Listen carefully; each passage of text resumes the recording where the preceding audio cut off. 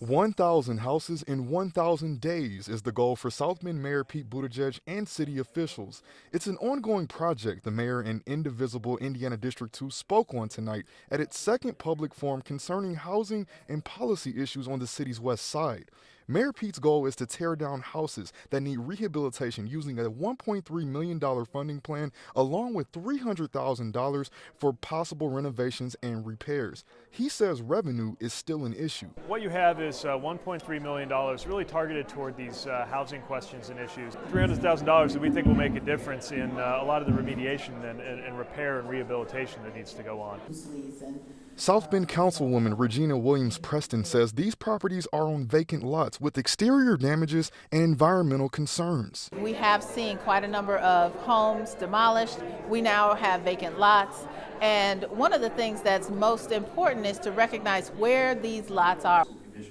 Mayor Pete says property owners must take care of their properties and housing policies. One policy is code enforcement. The question is making sure that we have a policy and an enforcement pattern that can recognize the difference. And if the only reason somebody isn't improving a property is that they can't be bothered to do it, they're going to get some very targeted enforcement.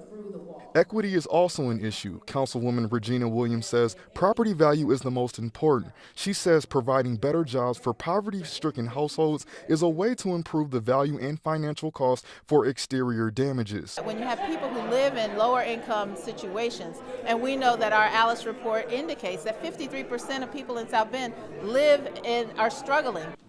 Mayor Pete says $650,000 will be provided for housing rehabilitation, something he says will help improve the value of these properties. $650,000 that are really focused on housing rehabilitation. So the way those break out, $200,000 in the South Bend Home Improvement Program, that's CDBG money.